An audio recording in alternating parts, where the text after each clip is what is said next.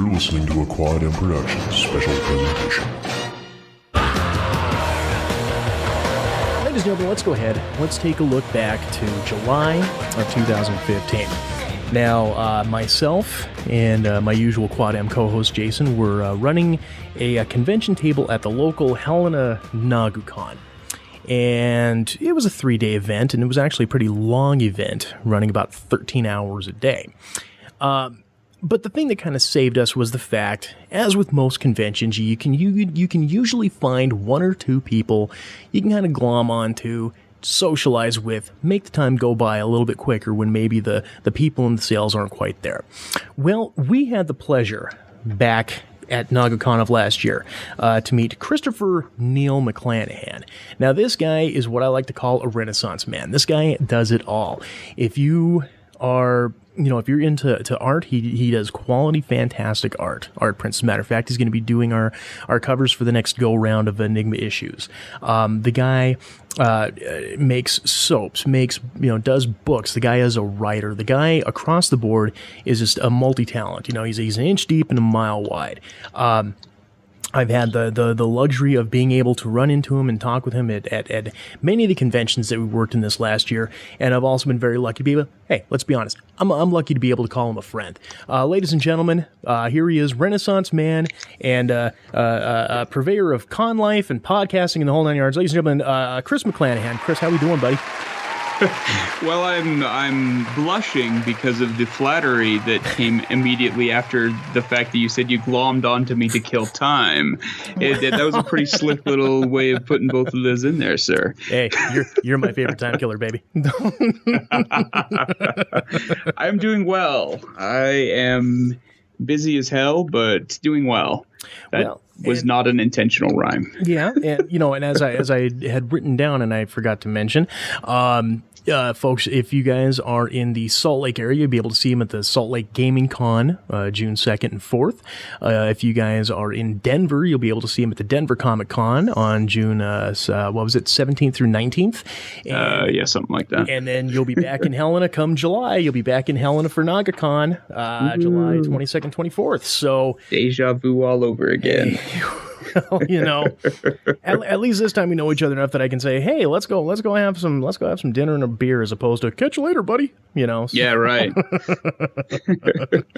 So, you're just a busy cat. I mean, how many conventions do you think you do in a year? Well, this year's going to be a higher count for that. Last year, I think I did 15 or something like that.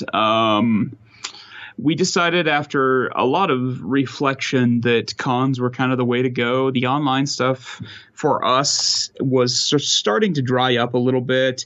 And honestly, I worked in retail for 10 years and it kind of finally hit the point where I'm actually missing interacting with people again. Right. So I think I'm doing 19 or 22 or somewhere along that for cons this year. Well, shit, I mean, that, when you're talking half of the year, man, I mean, that puts on the road. That puts on the miles. Yeah. Yeah, that's the worst part is the travel aspect of it a lot of the times. Although I like driving and listening to the Quad M show, but Oh, stop you. Stop. Available at quadmproductions.com/The Quad M Show. So, on iTunes. But we're not here to talk about me, sir. We're not here to shine my helmet. We're here to shine yours. So let's go ahead here for the folks who may not know you from all of the various conventions and appearances that you're doing and the podcasts that you're on and all the shit that you do. Who is Kristopher McClanahan? Well, I do a little bit of everything. Like you said, I started out just as kind of an art thing where I was just like, I want some way of being creative and talking to people about being creative. And, I grew up, being aware of comics, but I didn't really get into comics until junior high. And I don't know. I'm an Idahoan. That's what I am. I'm a potato-eating son of a gun. How's that for a terrible answer? Well, I won't hold it against you. I mean, it's a very rare and yet annoying breed that is able to just continuously talk about themselves. Very few pull it off. Like, I can talk about things I do, but as far as describing myself, I mean, here's my business card. It says I am a photographer, sculptor, craftsman, designer, soap boiler, mad artist, and teller of tales. So there you go. That's what I am. See, there you go. All summed up on a business card. Yes, a really gaudy business card that I don't use anymore. So, speaking of, here, with all the various what to do's and all that type of stuff, where did you get your start as an artist? Where did you get your, were you completely self-taught, classes? What made you want to not only, become an artist, but what got you started down that road? Well, my family's always been fairly artistic in that respect. Like, my mom's a kindergarten teacher, or was. She just retired recently. And so growing up, when we would come home from school, we also grew up fairly poor. So for us, a piece of old copy paper from the school that we get to draw on the back of and a pencil was what we were given when we'd get home from school. Mm-hmm. So I grew up drawing pretty liberally as just kind of as a casual pastime, that and reading, which I've always really been into. And it wasn't really until high school that I really got into comics. I picked up X-Men 268, which was a Jim Lee one. It's the one with Captain America and Black Widow and Wolverine with the flashback to the 40s. Together again for the very first time. Total, I remember. That's such a badass issue. And so that was where I was like, oh my God, this is amazing. I need to know more about comics. And that's when I really started drawing people and comic book characters. And man, is that stuff bad back then. I graduated from high school in '96. And I found a couple of pieces of art from that era, like a terrible Spawn. And I'm like, this is some bad stuff.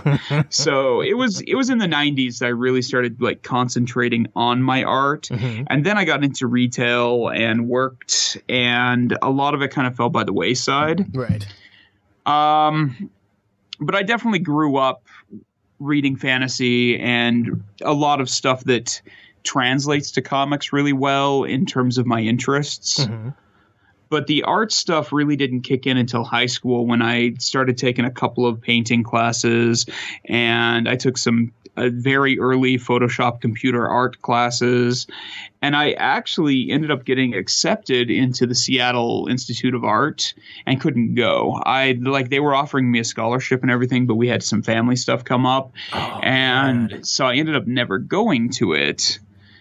And it's kind of put me off art for a few years. And it wasn't until probably 2010, 2009 that I really started diving into the drawing again. Sure. What constitutes the influences? Who are the guys that inspire you?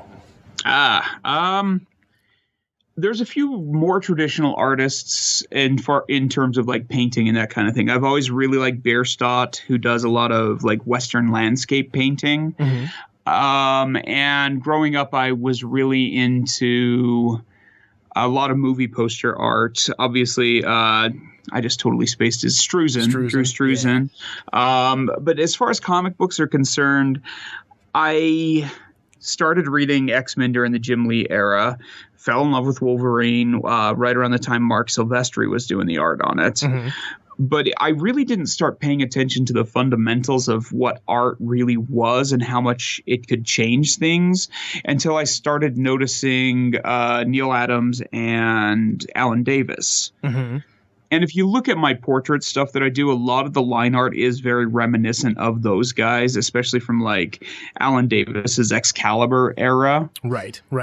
And I would say those are probably some of my largest influences in terms of comic art. I also really like, as far as more modern stuff is concerned, I really enjoy Frank Cho's line work. Still Freeze, I really enjoyed growing up, a lot of his stuff. I read an obscene amount of comics. I moved from bounced between manga and American comics and old Buscema, Conan, and right, pretty much everything.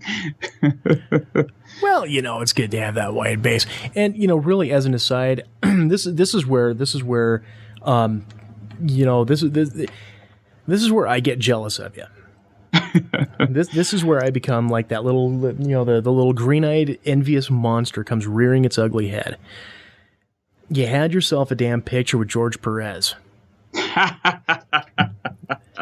Yes, Comparing and that was super exciting too, because his art style, and not just his art, but like the way he lays out a page and fits all of those characters onto the page in a way that's totally readable and amazing. Yes.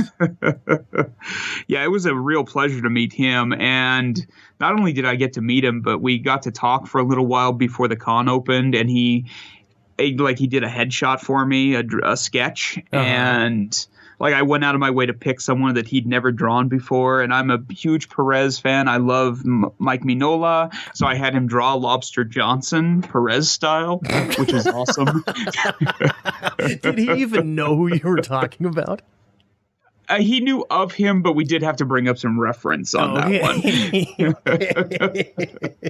I was going to say, anyone you haven't drawn yet. So then you got to find like obscure independent shit because the Marvel and DC he's pretty much touched everybody. And then the other one at Cheyenne, Mark Teixeira. That was the huge big reason I wanted to get to Cheyenne, because number one, I just knew that con was going to hit. I knew it was going to hit big because you got Cheyenne, which is a nothing happening town. Right there on the Denver border, and I'm sure you had a shit ton of Denver and Colorado people coming out from it. And then you've got, I make the strong case that there's two guys that are my big all-time influential. These are my guys, Perez and Tex. Nice. Yeah, and I got to talk to him very briefly. I was honestly so slammed at Cheyenne, but he, like you said, he's one of those guys that the first time he started doing a few of the Wolverine comics, I was like, shit, this is something different. This is like a different style of art that can communicate storytelling that's totally different than the stuff that I knew before. Mm-hmm. And I was really excited about getting to meet him. I actually got a little head sketch of the Punisher that he drew. Oh, you bastard.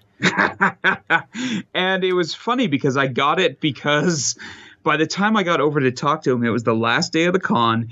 It was right at the end of the show, and he was drunk. And man, is he a jolly drunk.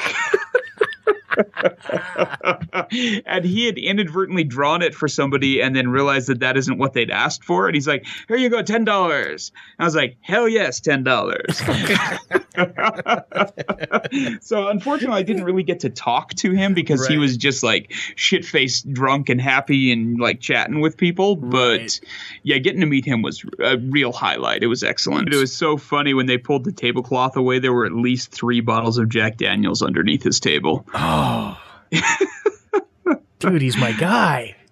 This makes him even more my hero now. What the fuck? God, I wish I would have been Cheyenne. And I was just down the road from him too, and on the row, like I could see him the entire con. Oh man. Yeah. Now all of a sudden I find out he's got fucking Jack Daniels underneath the goddamn table. Fuck, man, this is killing me here. Yeah. So, with that in mind, and here again, being the creative individual and having the retail background, were these kind of the impetuses as far as starting, this huge wonderful company that you've created called Deeply Dapper?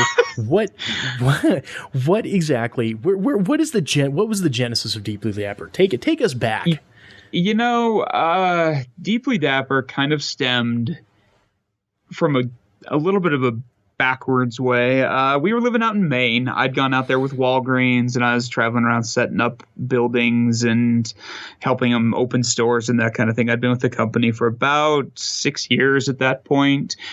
And my wife has always done a lot of like craft stuff, making jewelry and that kind of thing.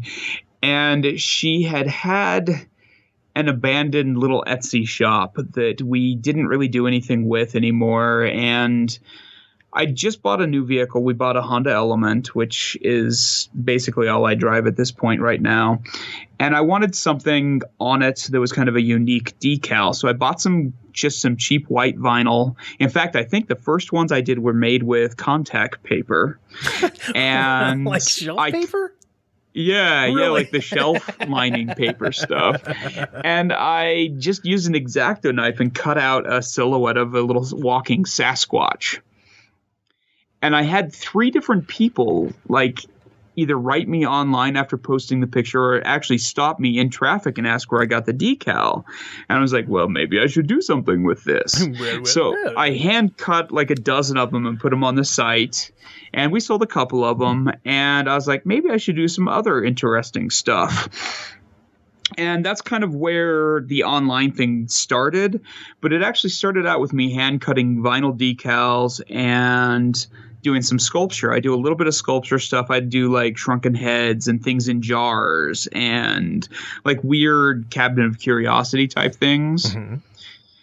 And around that same time, we found out that Bangor was having a Comic-Con coming up. And I was like, I really want to go to that. I think that'd be so fun. And my wife was like, you should sell some of your stickers and stuff there. I was like, we need to have something a little more there than just some stickers. At that point, I'd finally gotten a little vinyl cutter, mm-hmm. but it wasn't anything super elaborate, and it certainly wasn't anything to justify a table at a con for my first time ever. Right. And she had always really been into scents and fragrances and candles and that kind of thing. And I was like, maybe I should design some little packagings and we do some soaps. I think it'd be really funny to sell soaps to nerds. Okay, this is the story that I really want to hear. Where in the hell did this idea for fantastic stuff like gunpowder and shit and make it soap, and where did you get the idea for these fucking awesome soaps? It literally came from my constant low opinion of my art ability, because I wanted to do something with my art on it, but I didn't feel confident enough to have prints to sell. Mm-hmm. And I thought, well, if I do soap packaging or something like that, they'd only have to be like 2 inches. And I could totally draw something that's 2 inches wide that I'd be happy with. And my wife was into fragrance, and I started like looking up people's tables at cons, and I was like, nobody sells anything that smells. Like everybody sells like jewelry or art or clothing and that kind of thing. Right. And there's that whole stigma of the stinky nerd. And I was like, I I don't know. If you've been to enough cons, it's not so much a stigma, my friend. It's really not. And so I thought it would be funny, honestly. And, my first con was a Bangor, Maine Comic Con. They were expecting like 300 people there. And so it was about as low pressure as you could get. It was a couple hours from it was Portland, actually. Portland, Maine is where the first one was. Okay. And, it was a few hours from where I lived. The table was like $50. And I was like, dude, I could totally do this. So the first ones we did were literally like the cheap melt and pour soaps that you buy at like Michael's Crafts. Right. And we went from there, and I was like, actually making soap looks really fun, but this melt and pour crap's got to go because it's not a good soap. And at that point, I suddenly went into the alchemy end of things, mm-hmm. where we had just enough of a positive response that I'm like, I want to continue doing this. Right. So I spent 1.5 years developing a top secret, deeply Dapper formula where we use a traditional cold process with goat's milk. And it's really it's a legitimately decent soap. Here at Deeply Dapper Labs, where exactly. I hired Bunsen Honeydew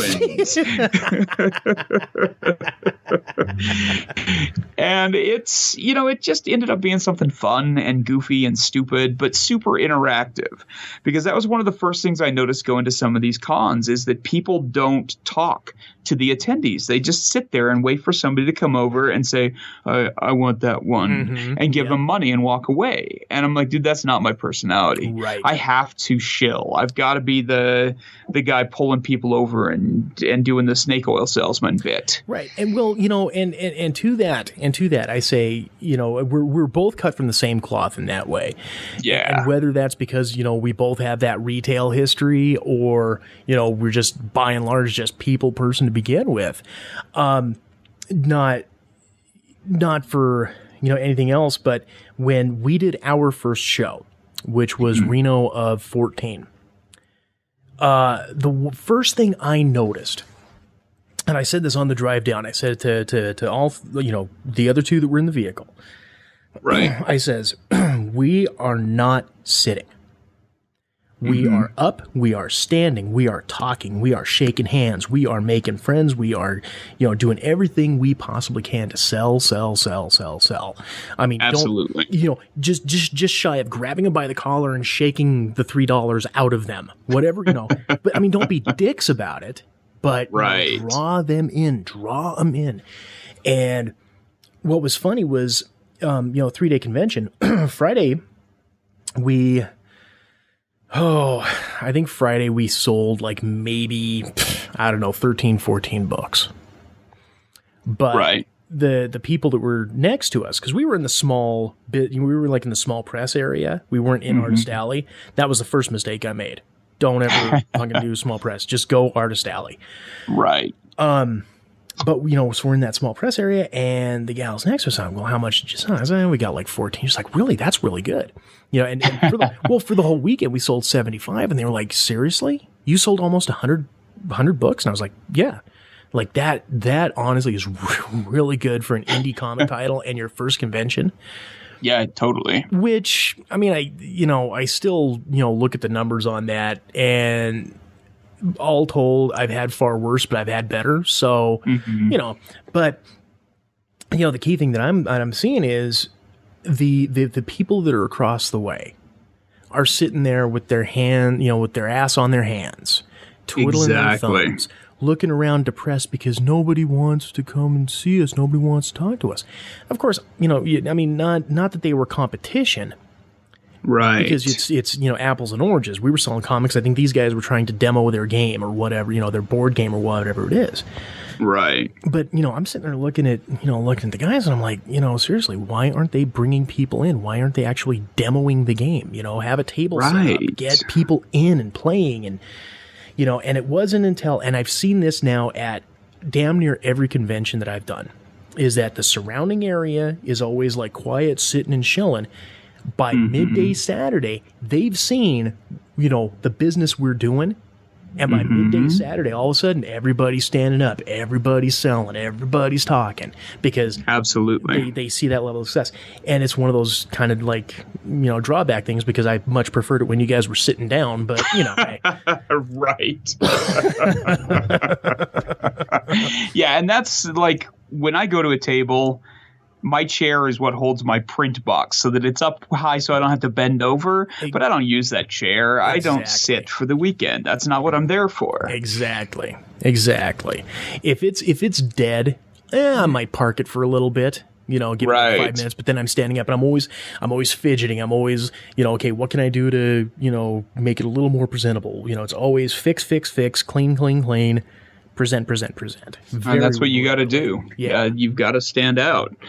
And that's kind of where most of this kind of came from. We started doing some online stuff, and eventually it was doing well enough that my wife quit to handle the online sales end of things. She's an author as well. She writes historical romance novels. She's working fantasy stuff right now. And it was one of those things where I was like, okay, I make most of the living working for Walgreens as a manager anyway. Why don't you quit and do all of that stuff so that it's easier for me to come home and be creative? And we finally got to the point where we're like, it's super expensive to live in Maine. Like, we were paying $4 or $5 a gallon of milk. Oh. And we still own the house out here in Idaho. And we started looking at it and we're like, we don't really want to move back to Idaho, but it's like 10 hours from anything. I can get to Vegas or Salt Lake City or Portland or Seattle or Billings or Helena. I mean, it's all just right in this circle around this little shitty vortex we live in. Mm-hmm. But it's super cheap to live. It's within driving distance of all these locations. Why don't we sell the crappy trailer we're living in out here, move out there, and try and do it a little more full time? So we're leaping. I haven't hit bottom yet, so I guess that's good. So you got the soaps, the cloth dolls. Who's making those? We're actually not really doing those anymore. Oh, really? We started doing the dolls. We met a buddy. I met my buddy Jess at a con, and she was doing the dolls, and I spent all day lugging in these 70-pound boxes of soap and all my heavy artwork and everything. Right. And she comes in with like a tote on her shoulder, plops it down, and it's like, doll, doll, doll, doll, doll, doll, doll. And I'm like, you suck so bad. And then at the end of the con, she literally just took them all and swept them back into the tote and carried it out with one hand. Uh-huh. And it was one of those things where I was like, okay, she's awesome, but I also hate her. Don't you just want to punch people like that show up at the cons with their little bag, and all of a sudden, it's like the old Warner Brothers thing where they just press the one button and poof, it's all fucking up and set up and it's all fucking done. Right. We're taking like an hour to get all of our shit together, So I started talking to her quite a bit. We went to a few cons together, that kind of thing, and she ended up getting sick and not able to make the dolls anymore. And it was one of those things where I had to make the decision, do I want to see these continue to show up at cons and everything? And I did. I thought they were awesome. They were super simple. They're kind of voodoo dolls. Right. And so for a while we were making them as well. But my con stuff has progressed to the point now that from a long-term financial standpoint, I'm better served working on artwork and writing novels than I am making one-off dolls to sell for $20 a piece. Right. Because if I spend that hour and a half or 2 hours making that doll writing instead, that book can continue to pay dividends down the road when I'm old and retired and not able to do anything anymore. Right. Whereas that doll is one sale, one action, that's over kind of thing. Right. There's not a whole lot of carryover on that. Yeah. And, it was one of those things, too, where we were giving her money for each doll we sold and that kind of thing. And it was just reaching a point where for her, it wasn't really worth any effort for her either. It's not like she could continue going to cons and that kind of thing. Right. So unfortunately, we've started phasing the dolls out in favor of more artwork and working on some covers for some fine comic books and that kind of thing instead. and those fine comics, I think they have like 2 more ideas for the rest of that story arc that they're going to get to you at some point here, and obviously I've heard those comics might come out someday. It's someday, as soon as the 4th one does. Yes. much to the behest of some fans and some of the creators' girlfriends / editors / co-host, voiceover worker. Yeah, a lot of people want to see that come out. Yeah, but So do you find that the trade paperback view for readers has changed the way you write stories? Because it seems like in the last 10 years, comics have become very arc-oriented in terms of comics, as if they're really planning more for the trade and the collection than as an ongoing, evolving comic. And to that end, now, if you're talking about the thought process of the big 2, with Marvel and DC, I would guarantee and haphazardly without any reservation say yes. Because they have to answer to Warner Brothers, they have to answer to Disney. And even before Disney bought Marvel, that was the way they went. Because ever since, oh God, I would love to say ever since 84, 85, when when the first Secret Wars came out and when Crisis on Infinite Earths came out. That was the impetus that basically said, okay, when we do these giant, massive, huge-ass crossover type things, people are going to dig on it. People want to read it. People are going to tune in. So then all of a sudden, DC starts coming out with the fucking Invasion and the Millennium and the Legends and 0 Hour and blah, blah, blah. So every fucking year we're getting some bullshit thing. And of course, every year that bullshit thing is, we have to fucking reboot and clean up continuity because, when we decided we were going to clean it up back with Crisis, it kind of fucked everything up. And we didn't realize it affected all 300 books we have. And that's the biggest bullshitness thing right there. And this is why I don't collect comics anymore. As far as anything currently being run, is because, we're going to change up the status quo. Well, fucking DC status quo is changing the status quo. Right. I don't even think it's been, 3-4 years? And they're fucking, they do this convergence thing. Now they're doing Rebirth. And then it's always reboot. And it's like, fuck, just tell good stories, man. Right. Well, and it seems like it was not even a year ago that they literally said that was going to be their logic. They were going to not worry about continuity. They were just going to let the writers tell good stories. And you see how far that went. Right. And the same thing, fucking, Marvel, they started doing their, they started doing that shit to fucking retool everything with what is it, the latest Secret War miniseries, I think, that just came out. But even then, it's always the problem is that the writing and the editorial mandate for all these is it's basically all centering around whatever is going to be the big, huge crossover event of the upcoming summer. Right. So the editorial edict out there isn't write good fucking stories. It's write shit that's going to be able to fucking tie in that we can sell more books. Exactly. And use these characters because they're going to be in the movie. Yeah, and don't get me wrong. I get it. I understand it. I understand we have to make this big overarching push because this is the big event of the summer for everybody. But I think what it boils down to, and at least what they should do, is say, if you want to play in the playground, go ahead. If you don't, okay. But when these changes take place, be aware that these things are going to change. Fine. Because you can sit there and write a character that's not really tied into anybody or anything. Let's take a look at Spider-Man. The only reason Spider-Man is involved in these big, huge arcing events is because, because of his popularity as a, character. Right. His recognizable everything. Right. In real life, if you had the real world superhero shit going on, they would fucking leave his ass in fucking New York and just say, go, deal with the fucking petty criminals with Daredevil. Go ahead and you stay where you need to be. Iron Man and Captain America and the boys are going to be up here, with the big boy shit. You've had the chance to see Civil War. Right. That I thought that would the Spider-Man character there was just brilliantly played by Tom Holland. They did a fucking awesome job. But the way that it ended with him was, no, you're done. You are done. I thought that was fucking genius, because again, I don't see Spider-Man as being, in that type of deal. Now, going back to your question, for myself, do I write with story arcs based on the thought of a secondary market? To that, it's kind of wish-washy, but I say yes and no.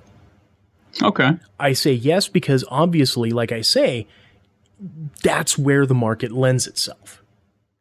But I don't, and I do have, ideas of, story arcs. But I think it more in terms of like what Garth Ennis did with Preacher. Right.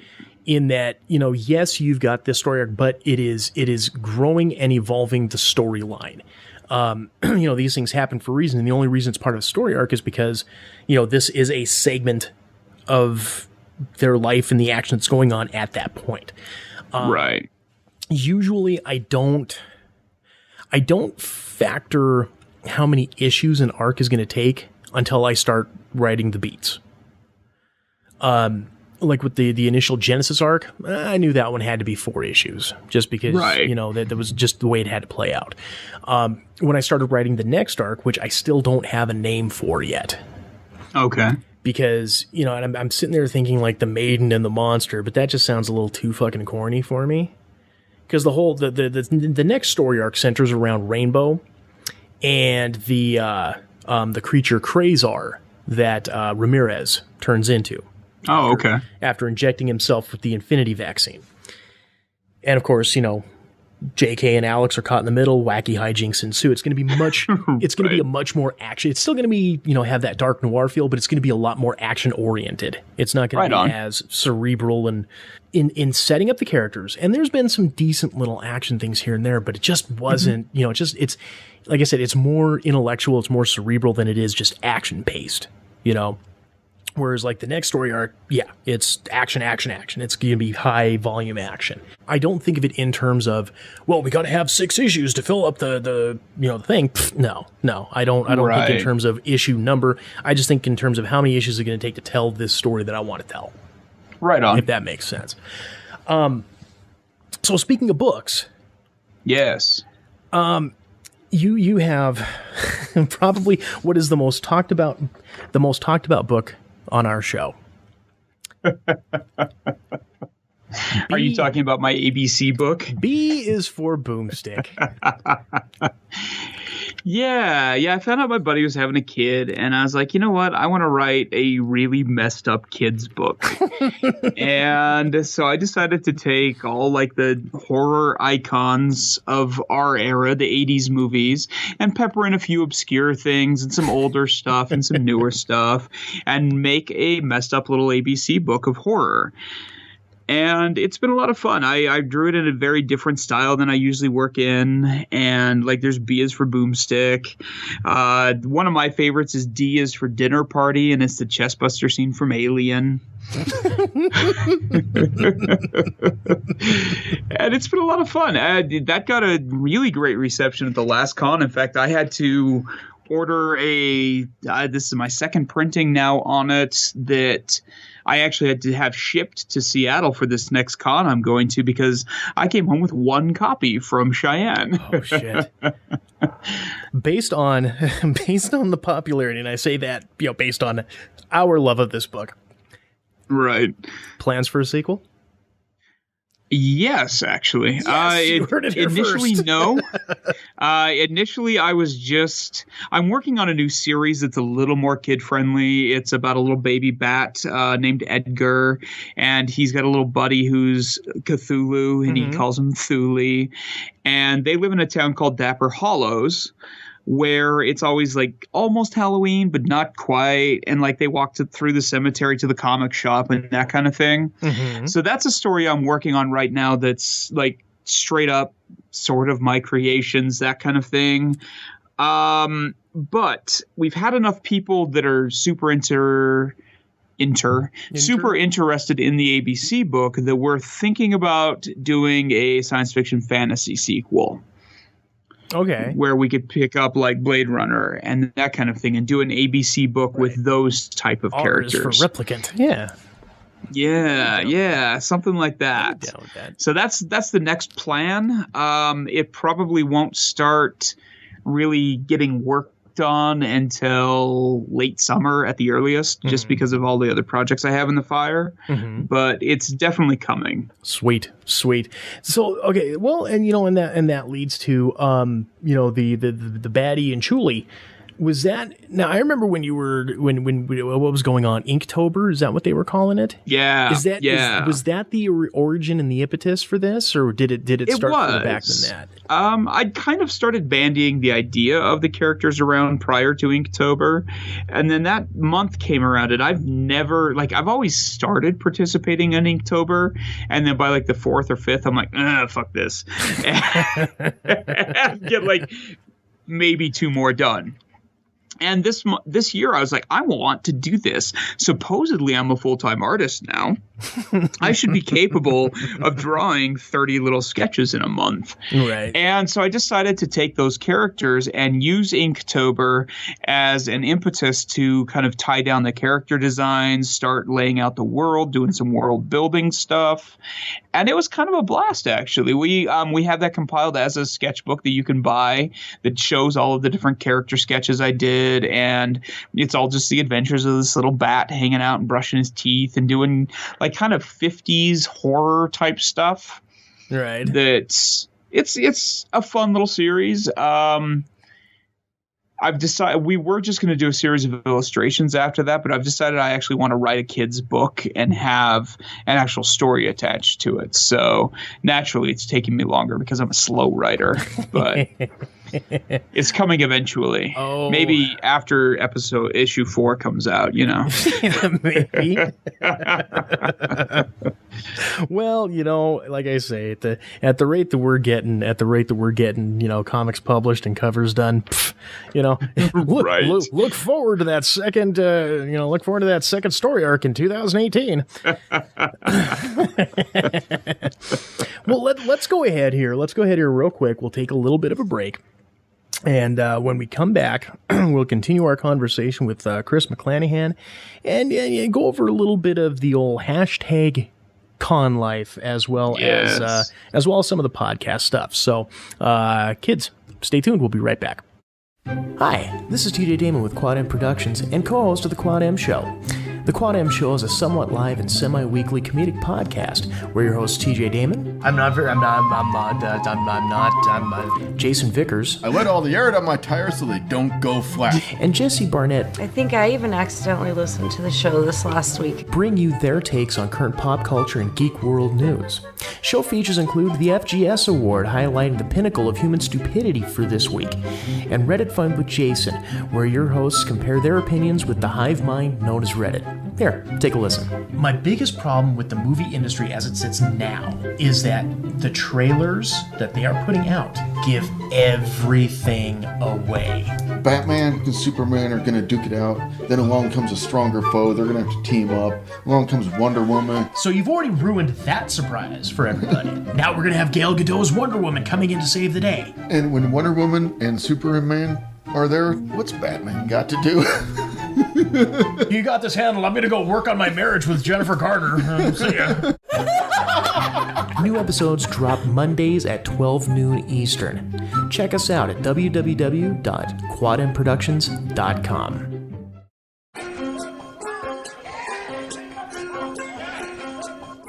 Welcome back to the Quad M interview with Kristopher McClanahan. Thank you all for sticking around and listening to a couple of old road warriors talk about life, life in the comic biz and all that fun stuff us indie folks have to go through. So speaking of life on the road, life on, you know, doing the shows and all that type of stuff. So conventions. Now you had made mention your first one, you know, was back in the glory days of Maine. And you've certainly put in, you know, more time. I think you've been at it a bit longer than we have, because we started, you know, November of 2014 was our first convention in Reno. And you said your that main show, that was what, 2013? Yeah, something along those lines, yeah. And you're averaging 20 plus a year. So at this point, I got 1,000. Yes. No. It feels like it sometimes, doesn't it? If I'm lucky, I make that much a year now. No. So at this juncture, what would you say has been on the good end of it, your most memorable conventions?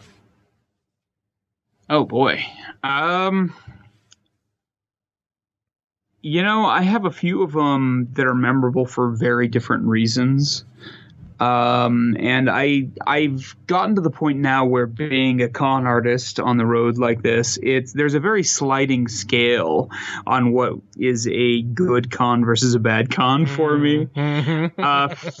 Financially wise, I would say that the Salt Lake Comic Cons are always at least semi-successful, but they're also crazy expensive. Right. And so it's hard for me to walk away from one of those being like, yeah. But one of the pluses I do have with the Salt Lake Comic Cons, generally speaking, is the amount of repeat customers is huge to me. Yeah. I love having somebody come over and be like, oh, we bought your soap 6 months ago. I need more. I love this kind of stuff. Or, oh, hey, you were talking about getting this book done and you're done with it. I need that book kind of thing. Mm-hmm. I love that kind of thing. From individual solo shows, that is honestly a really hard one for me to really quantify because I have a lot of them where I've had some really cool experiences, but other parts of the show weren't that great, kind of thing. Oh, sure. Well, what was like, say, what was one of the funnier moments? Funnier moments. Honestly, one of my funniest times at a con was we did Wizard World Reno, and my buddy Tom Chiaramonte came with me, and we tabled together. Mm-hmm. And by all accounts, from everyone attending that was a shit show. And it was one of those cons where not only was the show poor in terms of attendance, but the people that did come were those type of customers where you're like, oh God, they're coming back again. Let's hide behind the table kind of thing. Well, was that Reno or Vegas? Or Vegas, my bad. Vegas. Yeah, because Reno's always been good for us. Let me correct that. Actually, let me correct that entirely. It was Sacramento that I'm talking about. I heard plenty of horror stories about Sacramento. Yes, Wizard World Sacramento. And the funny thing to me about it was that this was Tom's first convention he had done and had even attended since the late 80s. So for him to come not only as an artist behind a table at this shitty show, but for one of his first conventions that he'd attended in a very long time was kind of amusing. And then we stayed at the shittiest hotel. And the Empty Arms Hotel. So it was just one misadventure after another. Like when we pulled in to check into the hotel, it's not quite the level of shitty that the one that you stayed in Montana was necessarily, in Kalispell or wherever. No. The biggest rat hole that I've stayed in thus far would have been, and really, and we went. I spent about a good half hour on an episode talking about this, but it was Seattle when we did Galacticon. Oh, yeah. That place was a goddamn rat hole. Yeah, and this one, when we pulled up to check in, there was a homeless dude washing his bike in their fountain out front.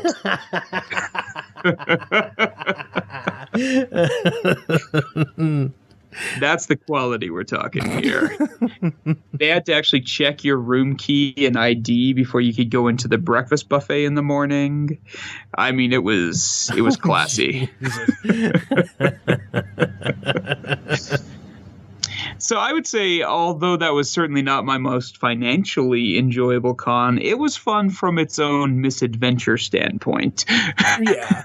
Now, one of the things that you oftentimes love doing, and much to the chagrin of my my broadcasting partner, Jason, is the pictures of your dining experiences at whatever areas you go to. You know, I've always loved cooking. That's kind of my thing. Like even when I was a kid, I would cook for the family, my mom and brother, and that kind of thing. And so I take a lot of pictures of what I eat at home just because I think it's fun. We do a lot of like. I buy like 50s cookbooks and cook shit from those using the recipe as accurately as I can. Like I'm probably the only person I know that has lard in their cupboard right now because some of my Mexican recipes call for lard. And I've always kind of gotten a kick out of posting photos of those, and I don't try to make them look all pretty and Pinteresty or any shit like that. I'm just like, this is meat, and here's a picture of meat. And here's a reply of Jason going, God damn it, now I'm hungry. Exactly. And that is one of the highlights of doing these cons too, is getting to try out different restaurants and going to new places and that kind of thing. There's that great chicken place where NaguCon is. I'm definitely eating there again. Yeah, the Suds Hut is pretty damn good, my friend. Yes. I'll be sure to take a picture of my chicken. We're actually leaving tomorrow morning for Seattle for Crypticon. My buddy Devin, who's my co-host on 3D, and I'm sure I'll have some good pictures of food to post along that route. So well, how long is the convention for if you're going up there on a Monday? Well, we're leaving Monday, but we're doing like kind of a mini road trip before that. He's never been out to that area before, so we're going to go along the gorge and out to Astoria. We're going to go down to Cannon Beach, and then he's a huge Twin Peaks fan.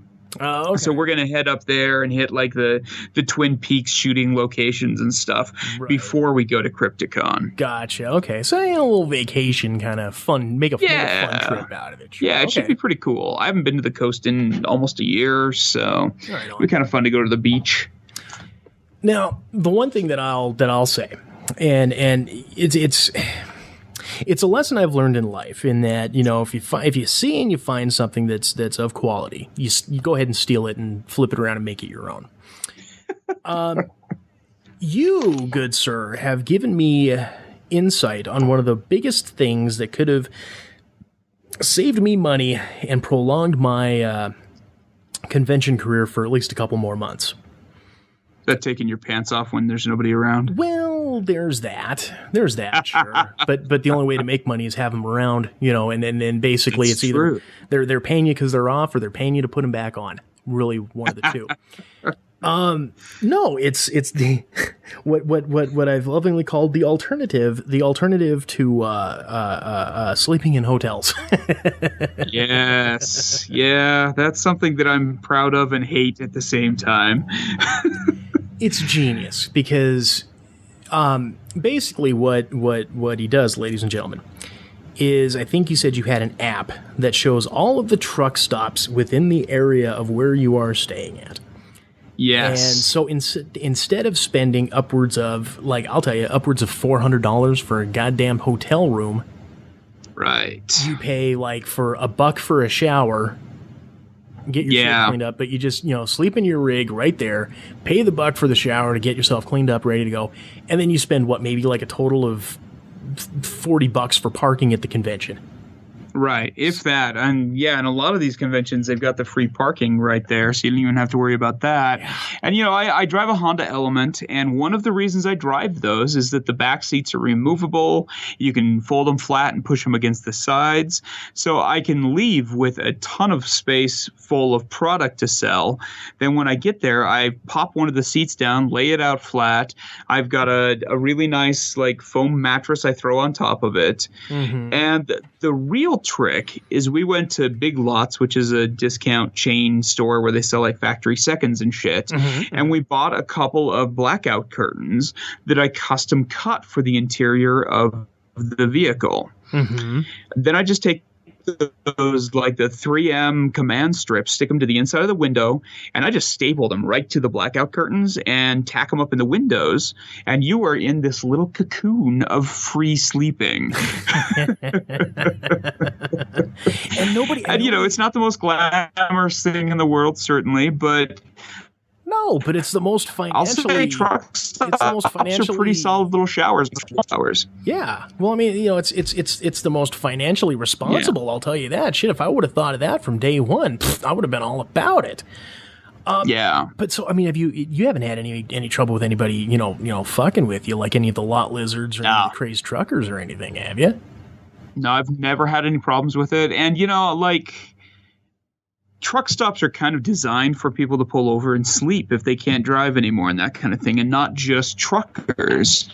But I've never had anyone give me shit about parking. I've never had anyone one like come and pound on the windows or anything like that. And, it's to the point where even my wife is pretty chill about it. Like, we've gone out to the coast on multiple occasions now, and instead of getting a hotel halfway there, we just crash behind a Safeway or something. Right. And it works out pretty well, honestly. Because some of these cons, the price margin to making money and losing money is so fucking slim that you've got to do anything you can. Right. And being able to buy a $10 shower and park in a parking lot somewhere and still be clean and relatively respectable the next day is worth, that's huge for some of these. Well, yeah. I mean, when you factor in, like I said, it's a comic convention, so it doesn't take a whole hell of a lot to be, more on your game than, This is very true. Not that I don't love each and every one of the folks that come walking by that I shill to. Each and every one of them, love them to death. Right. So, with malodors aside, what's some of your beefs with conventions? What's if Chris McClanahan, if Deeply Dapper was running its own con, what changes would you make? What would be the perfect convention for you? There's a couple of things, both from an attendee and as an artist standpoint, and they're two pretty radically different things. From an attendee standpoint, if I was a con organizer, one thing that I feel most of these cons do very poorly is the transparency with the attendees. And by that, I mean, when you have a celebrity cancel, fucking tell people that they're canceling. Mm-hmm. Don't let them travel 6 hours and buy a hotel room and get there and then find out that somebody is canceled, or have to dive into the site and dig into some esoteric link in the corner that tells them people have canceled. That drives me crazy when I see that. It just doesn't make any sense to me why they're not like, oh, we'll just send out a tweet and let them know, oh, sorry, filming, Norman Reed is canceled again. Mm-hmm. Well, I just made my little smart ass aside. Galacticon was a huge, big time offender on that one. Right. That was a clusterfuck when it came to that. And it doesn't make any sense to me why they aren't straightforward about that. Well, and when I say this, I'm not excusing it in any way, shape, or form, but basically it's just they're trying to cover their own asses. Exactly. They're just hoping people don't notice, and they get there and they're like, oh, I'm totally chill with this because whatever.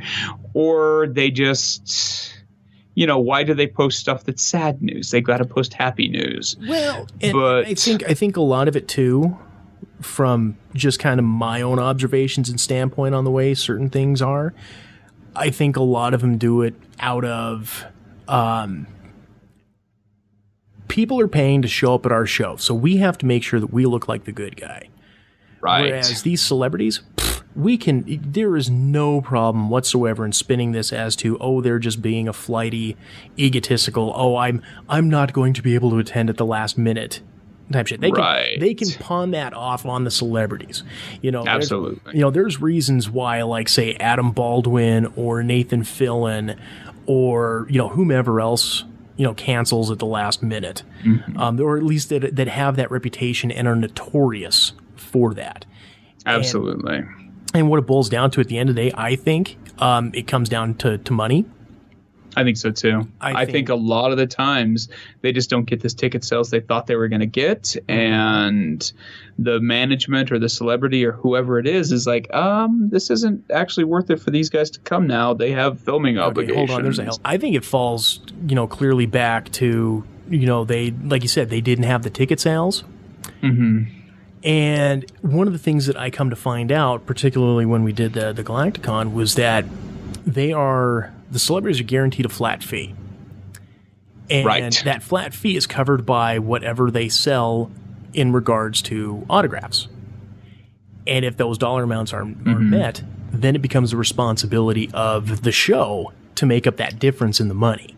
And so what's the show going to do? If we've guaranteed that we're going to pay $50,000 for this guy to show up, but they're only going to get $20,000 in autograph sales, we can't afford $30,000 for this guy. So, due to unfortunate Yeah. circumstances, prior commitments, they weren't able to show up. Boom. Right. There you go. It would just be nice if they, had a better idea. That's really the main thing I could say from an attendee standpoint. I would like to see the cons be a little more transparent on. I don't need to know how much they're guaranteed or why they backed out, but send out a friggin' tweet that says, "Oh, Tony Todd's not going to be at this con." We had both Tony Todd and Virginia Madsen cancel at Cheyenne Con. Oh, really? And the two people from Candyman that some legit horror fans were super excited about seeing, right. And they never posted anything about it. They were still listed as being there on the websites even. Even throughout the convention, they didn't even post anything on it? Yeah, you had to ask somebody about it. And that was the only real sour note for the attendees at that con, because it was a lot of fun for them. Everyone I talked to was having a good time. But the fact that the website and they still had the banner up for Virginia Madsen for the first day, it was why the hell don't you just tweet out that she's not coming? Right. Well, and I won't fault them too much, because I guess I had found out, I thought this was their third or fourth show. Apparently, this was their first show. Well, this was the first show in Cheyenne, but the company that actually was running the con does a couple in Minneapolis or some shit like that. Oh, okay.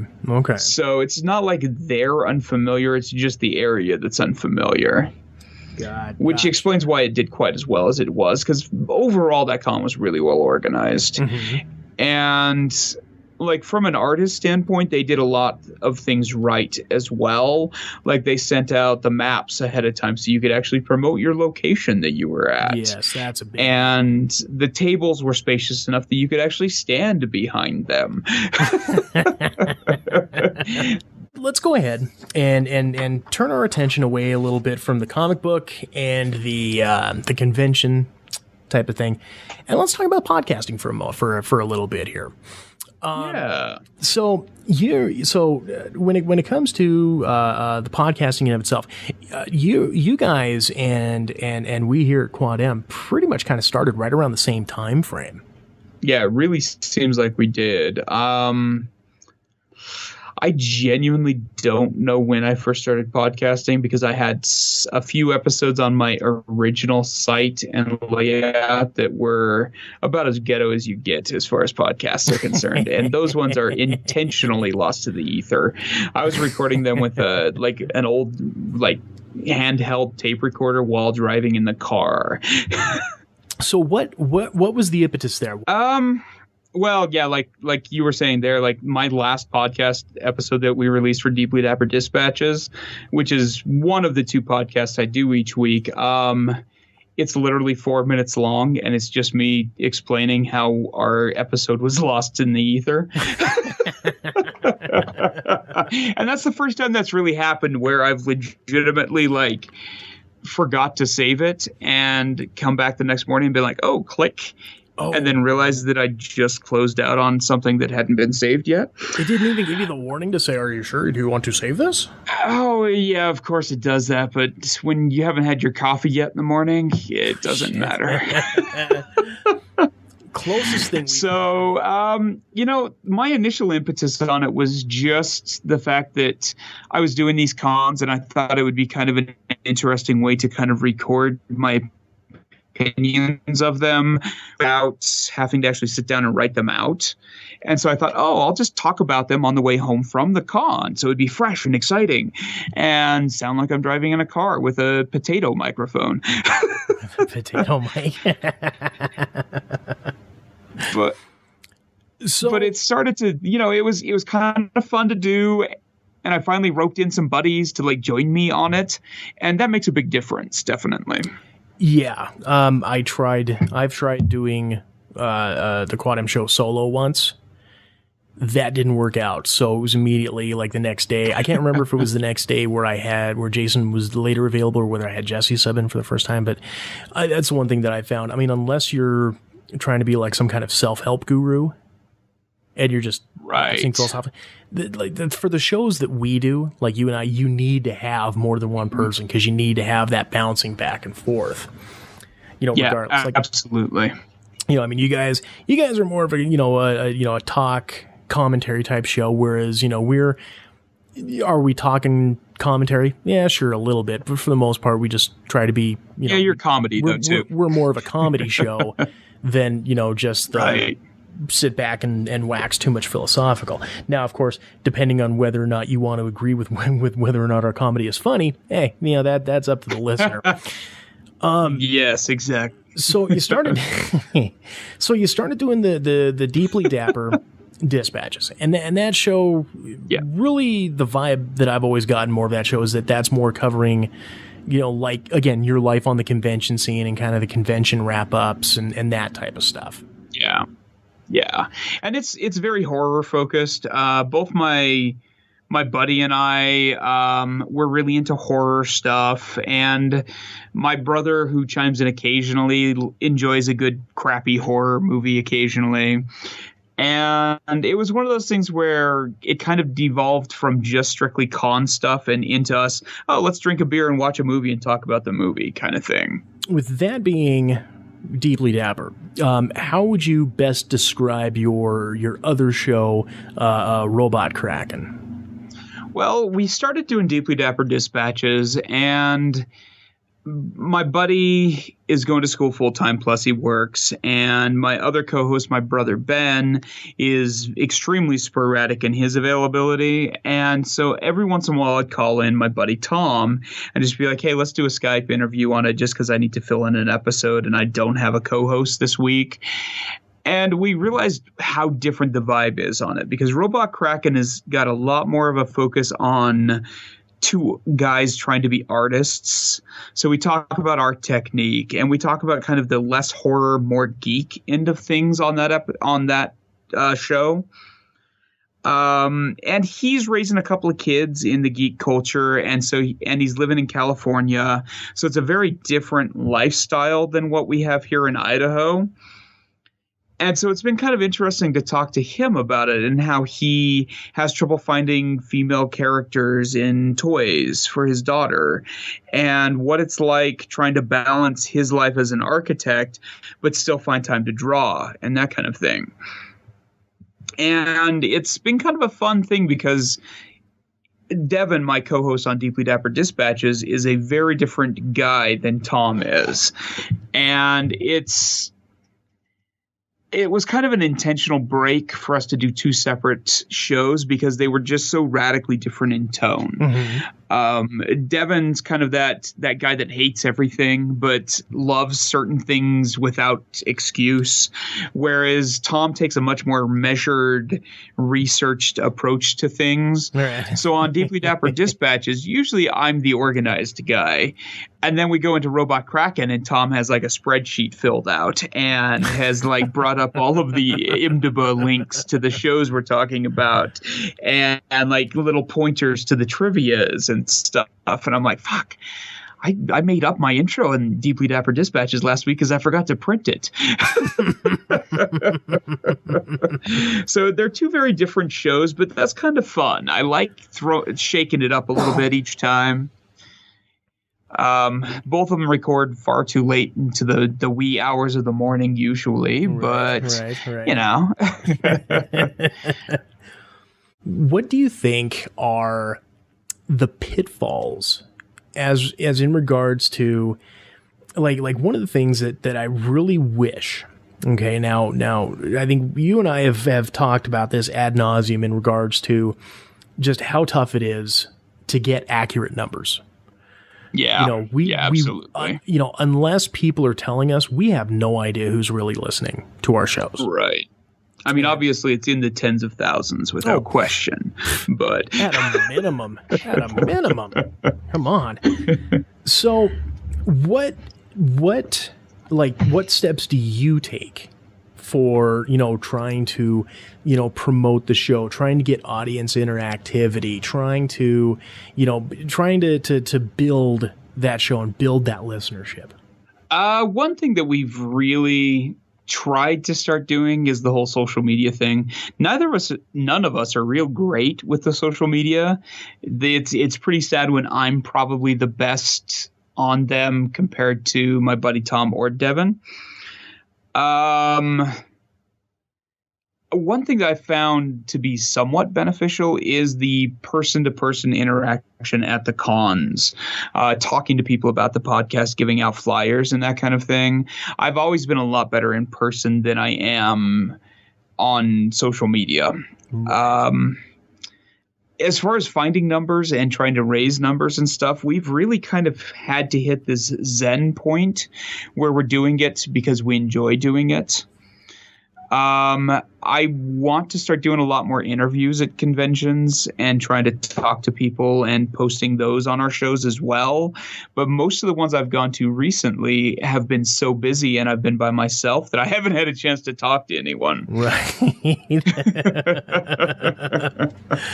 Yeah, that's always a tough part when you're friendly folk like us and talky, chatty Cathys like we are, you know, that it becomes a case of, do I continue talking or do I continue selling to try to, you know, make the money and at least try to fucking break even out here. Exactly. So, you know, it's one of those where I've just come around to the fact that I enjoy podcasting, and hopefully more people will enjoy me podcasting. And, you know, we'll do what we can. Obviously, we post when there's new episodes out, and we'll post if we're watching a show or if somebody thinks we should review a show.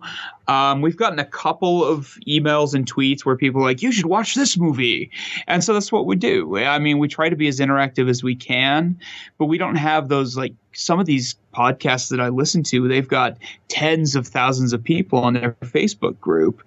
And clearly, when you have that many, you actually get through to a couple of people. But little people like us who have 500 or 600 people liking the page, maybe 13 people see a post when you post it on Facebook. At this point in time, and I'll flat out agree with you on that. I mean, really, the big thing about doing the podcast is enjoying it and having the fun doing it. Because if you don't, then it just becomes and feels like a job.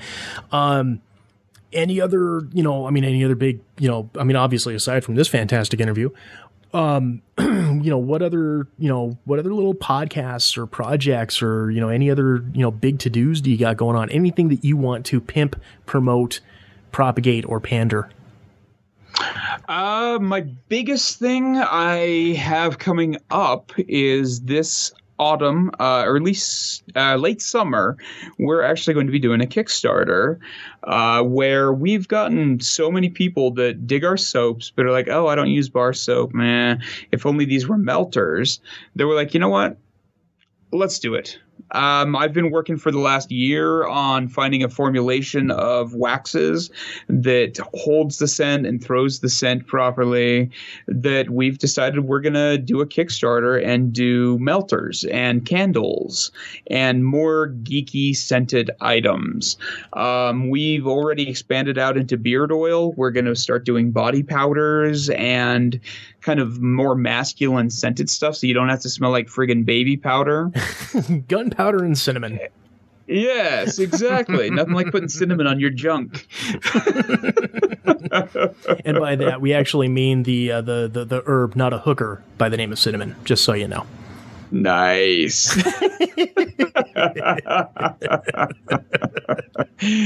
Yeah, so that's probably the main thing I've got coming up that I'm promoting. I'm working on a new line of pinups that are all kind of 50s inspired pinups, but using horror icons. Yes, that I'm pretty excited about. I saw those. The Elvira one was fantastic.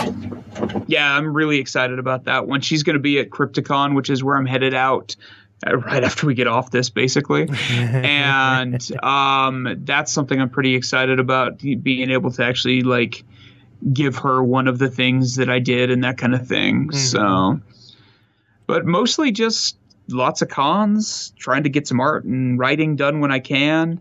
I've got 3 novels that were supposed to have come out years ago that I'm still working on. So all of that, basically. Well, right on. Well, I will go ahead here because I've heard the little lady tell you it's supper time back over there. So yes, we will go ahead. We'll wrap this up, and of course, eventually somewhere down the road we will do another one of these because there's no way we can't. Yes, I agree. Well, ladies and gentlemen, once again, this is the Renaissance man, the proprietor, purveyor, and poet laureate of Deeply Dapper. He's a good friend of Quad M, and hey, you get to a convention to talk to him, he'll be a good friend of yours too. Ladies and gentlemen, Chris McClanahan. Chris, thank you for taking the time, buddy. I appreciate it. Thanks a lot, whatever your name is. Yeah, well, Strange. Thanks, TJ. all right. You've been listening to The Quad M Show. Copyright 2016, Quad M Productions. If you have any comments, questions, queries, quibbles, concerns, or just have something funny to say to us, feel free. Email us at quadmcomics@gmail.com or send us a tweet @quadmcomics.